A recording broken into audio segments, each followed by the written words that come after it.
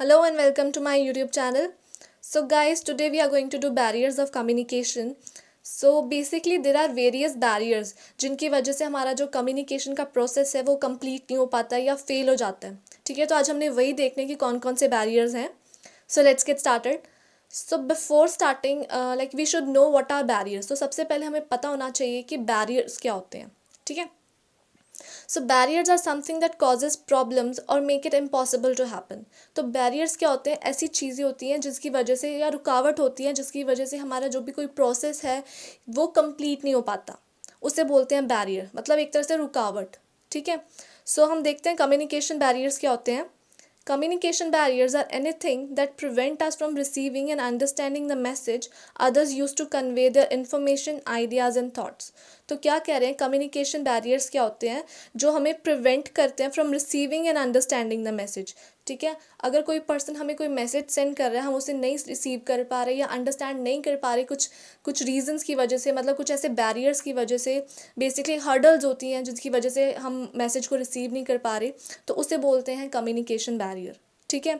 तो जैसे आप इस फिगर में देखिए, हमारे पास एक मैसेज है, सपोज हम उसे किसी दूसरे पर्सन को भेजना चाहते हैं या कन्वे करना चाहते हैं, बट एक हर्डल की वजह से, जैसे कि इसमें एक वॉल है.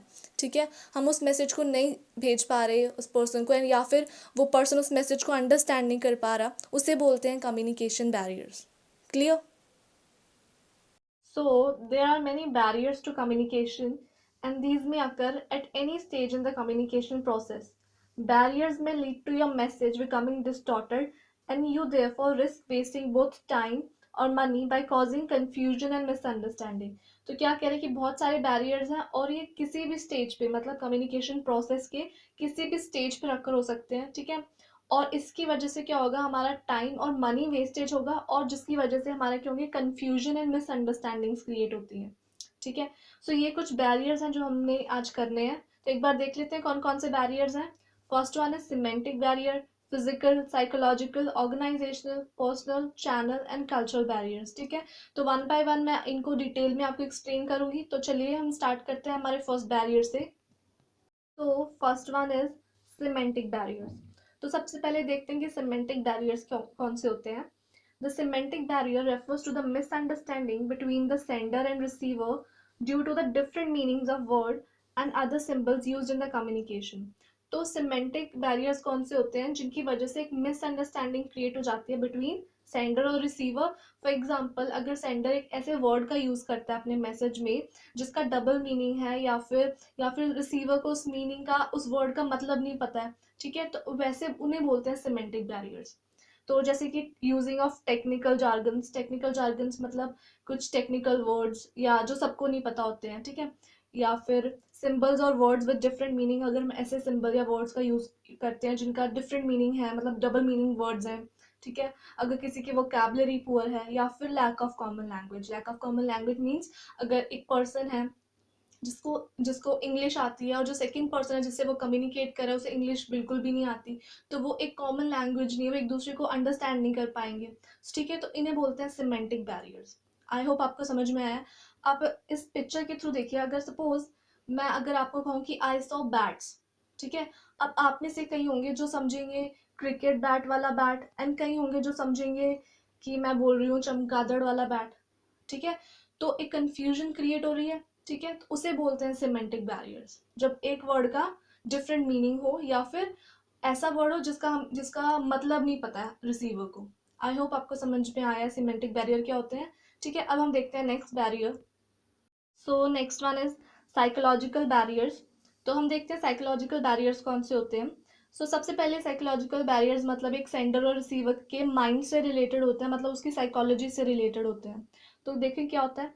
Psychological barriers occurs due to the physical condition of sender और receiver which might even be physical disability. मतलब सेंडर और रिसीवर की फिजिकल कंडीशंस की वजह से, मतलब अगर सपोज उनको कोई फिजिकल डिसेबिलिटी है जिसकी वजह से वो मैसेज को समझ नहीं पा रहे हैं या फिर कन्वे नहीं कर पा रहे, तो उन्हें बोलते हैं साइकोलॉजिकल बैरियर्स. जैसे कि a person with short term memory loss is unable to convey the message after a while as he forgot the message and hence the communication fades.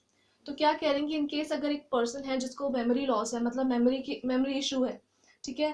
तो अगर उसे कोई मैसेज कन्वे करना था और वो उसे कन्वे करना भूल जाए बिकॉज ऑफ हिज डिसेबिलिटी, ठीक है, तो कम्युनिकेशन फेल हो जाएगी। तो उन्हें बोलते हैं साइकोलॉजिकल बैरियर्स। क्लियर? अब ये कुछ पॉइंट्स लिखे हैं साइकोलॉजिकल बैरियर्स के, जैसे कि poor retention due to memory loss, same point अभी बताया ऊपर।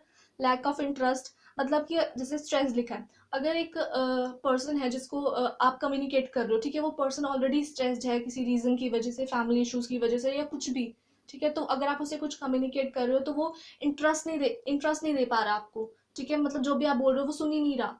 सो उन्हें बोलते हैं साइकोलॉजिकल बैरियर। हियरिंग प्रॉब्लम है, मतलब सुनने में इशू है। कॉग्निटिव डिसोनेंस, कॉग्निटिव डिसोनेंस का मतलब होता है टू कन्फ्लिक्टिंग थॉट्स, मतलब अगर एक पर्सन के दिमाग में दो चीजें चल रही हैं, मतलब ठीक है, तो वो भी मतलब सुनने, वो भी इंटरेस्ट नहीं ले पाएगा जो भी आप कम्युनिकेट कर रहे हो, तो जिसकी वजह से कम्युनिकेशन फेल हो जाएगी। Next is selective perception. Selective perception का मतलब होता है कि अगर आप सपोज किसी के साथ कुछ कम्युनिकेट करते हो, ठीक है, तो वो जो पर्सन है सिर्फ उन्हीं चीजों को सुन रहा है, मतलब जिसमें उसको जो उसके काम की है बेसिकली, ठीक है। सिलेक्टिव मतलब कुछ उन्हीं चीजों को लेना जो उसके काम किया, बाकी चीजों को वो सुन नहीं रहा, ठीक है। अगर मैं सिर्फ 100 चीजें बोल रही हूँ पर उसके काम की सिर्फ एक या दो चीजें हैं, तो वो सिर्फ उन्हीं दो चीजों को सुन रहा है, बाकी बिल्कुल इग्नोर कर रहा है, तो that is called selective perception, ठीक है। Next last one is information overload, मतलब एक ज्यादा एकदम से, अगर आप सपोज आप किसी टॉपिक पे सर्च कर रहे हो, ठीक है, आप बहुत सारे सोर्सेज से इंफॉर्मेशन गैदर कर लेते हो, तो आप तो क्या होता है, एक तरह से इंफॉर्मेशन ओवरलोड हो जाता है, ठीक है, तो that is also psychological barrier. I hope आपको समझ में आया साइकोलॉजिकल बैरियर क्या होता है, ठीक है। So now we will see what are physical barriers. Physical barrier is the environmental and natural condition that act as a barrier in communication, in sending message from sender to receiver. They are the most obvious barrier to effective communication.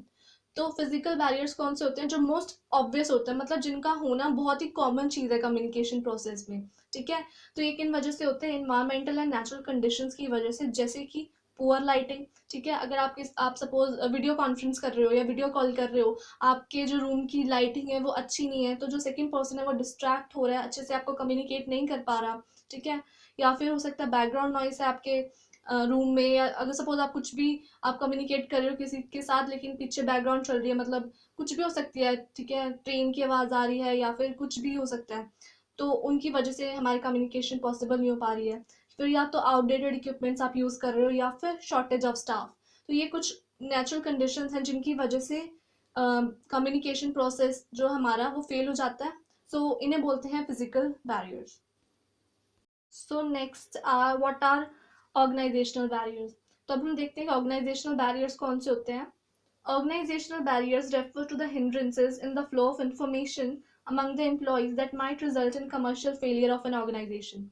तो क्या कह रहे हैं, सबसे पहली बात, अगर organisational barrier है तो वो एक ऑर्गेनाइजेशन से रिलेटेड होगा, मतलब कि अगर आपने कोई इंफॉर्मेशन आपने फ्लो करनी है ऑर्गेनाइजेशन में, सपोज आप एक सबॉर्डिनेट हैं, ठीक है, आप अपने सुपीरियर को कोई इन्फॉर्मेशन देना चाहते हैं लेकिन आपका जो सुपीरियर है वो आपको सुनना ही नहीं चाहता, so that is called organisational barrier, ठीक है। तो कुछ कॉजेज हैं ऑर्गेनाइजेशनल बैरियर के, जैसे कि रूल्स एंड पॉलिसीज, मतलब आपके जो ऑर्गेनाइजेशन उसमें कुछ ऐसे रूल्स एंड पॉलिसीज या ऐसी रेगुलेशंस हैं कि अगर मतलब आप डायरेक्टली किसी के साथ कम्युनिकेट नहीं कर सकते, अगर आपको कम्युनिकेट करना है तो आपको मतलब किसी के थ्रू कम्युनिकेट करना है, तो जिसकी वजह से काफ़ी डिले हो जाता है कम्युनिकेशन प्रोसेस, और अगर डिले हो जाए कम्युनिकेशन प्रोसेस तो उसे भी हम फेल ही मानते हैं, उस कम्युनिकेशन प्रोसेस को भी हम फेल ही मानते हैं, ठीक है। So rules with respect to what message, medium and mode of communication should be selected. These things lead to delay in the transmission of message. Clear? Next one is complexity in organisational structure, मतलब आपका organisation जो structure है वो complex है, या फिर lack of corporation है between senior and subordinate, ठीक है, कोई अगर आपका सीनियर और सबॉर्डिनेट में बनती नहीं है, कॉपरेशन नहीं है, तो उनकी वजह से ऑर्गेनाइजेशनल बैरियर्स अराइज होते हैं, ठीक है। And last one is inadequate organisational facilities, मतलब कि सपोज जैसे ये ऑर्गेनाइजेशन फैसिलिटीज कौन कौन सी है, जैसे कि telephone, stationery and translator, basically जो कम्युनिकेशन के लिए हमें चाहिए होती है, अगर वो इनएडिक्वेट है या मतलब प्रॉपर कंडीशन में नहीं है तो आप मतलब ठीक से कम्युनिकेट नहीं कर पाएंगे, तो इन्हें कहते हैं ऑर्गेनाइजेशनल बैरियर्स। आई होप आपको समझ में आया। अब हम देखते हैं हमारा next barrier. Now comes personal barriers. These barriers are those which occur in communication according to the personal constraints at various levels of organization. तो basically जो personal barriers होते हैं वो related होते हैं to a person, ठीक है, जैसे कि एटीट्यूड ऑफ सुपीरियर या lack of confidence in subordinate. For example, अगर आप सबॉर्डिनेट हैं, अपने सुपीरियर को आप कुछ कन्वे करना चाहते हैं, लेकिन आपका जो सुपीरियर है उसको आप पर कॉन्फिडेंस ही नहीं है, ठीक है, तो आप जो भी कन्वे कर रहे हो वो सुनेगा ही नहीं आपको, ठीक है। या फिर हेजिटेशन टू कम्युनिकेट, ठीक है, कई लोग ऐसे होते हैं जो मतलब अगर उन्हें कुछ कम्युनिकेट करना है, भले उनके पास कोई इन्फॉर्मेशन है लेकिन वो नहीं कन्वे कर रहे बिकॉज ऑफ हेजिटेशन, उन्हें हेजिटेशन होती है कम्युनिकेट करने में, या फिर ईगोज, या फिर low self confidence, poor listening skills हैं, या लैक ऑफ अवेयरनेस, ठीक है। लैक ऑफ अवेयरनेस मतलब उन्हें उस जो भी कम्युनिकेट करना है उसके बारे में नॉलेज ही नहीं है, या आपको कोई कुछ कम्युनिकेट कर रहा है, ठीक है, आपको उस चीज़ के बारे में कोई नॉलेज नहीं है, तो इन्हें बोलते हैं पर्सनल बैरियर्स। आई होप आपको समझ में आया। अब हम देखते हैं next one. So next one is channel barriers, ठीक है। Choice of appropriate and viable channel for communicating is of utmost importance in communicating. If sender chooses an inappropriate channel of communication may cease. तो क्या कह रहे हैं कि देखिए, जब एक सेंडर को मैसेज कन्वे करना होता है रिसीवर को, तो वो एक चैनल चूज करता है, मतलब एक मीडियम चूज करता है जिसके थ्रू वो मैसेज कम्युनिकेट करेगा रिसीवर को, ठीक है। वो चैनल क्या होता है, मतलब कुछ भी हो सकता है, या तो वो ओरली कन्वे करेगा मैसेज, या फिर कोई प्रिंट मीडिया का यूज करेगा, तो उसे बोलते हैं चैनल। जैसे मैंने नीचे लिखा है, channel could be spoken words, printing words और इलेक्ट्रॉनिक मीडिया, और इवन नॉन वर्बल क्यूज, मतलब नॉन वर्बल क्यूज भी, मतलब जैसे कि कौन से, जैसे कि साइन, जेस्चर्स, बॉडी लैंग्वेज, तो वो कुछ भी हो सकता है चैनल। तो मतलब क्या कह रहे हैं कि अगर आपको जब भी आपको चैनल चूज करना होता है तो आपको बहुत ही ध्यान से मैसेज चैनल को चूज करना है, बिकॉज अगर आप इन अप्रोप्रिएट चैनल चूज करेंगे तो जो आपका कम्युनिकेशन है वो सीज हो सकता है, मतलब कम्युनिकेशन आपका स्टॉप हो सकता है, जो भी आप कम्युनिकेट करना चाहते हो वो कंप्लीट ना हो, ठीक है। तो ये था चैनल बैरियर। सो नेक्स्ट अब हम देखते हैं लास्ट बैरियर, जो कि है cultural barriers. Cultural barriers is when people of different cultures are unable to understand each other's customs, resulting in inconvenience and difficulties.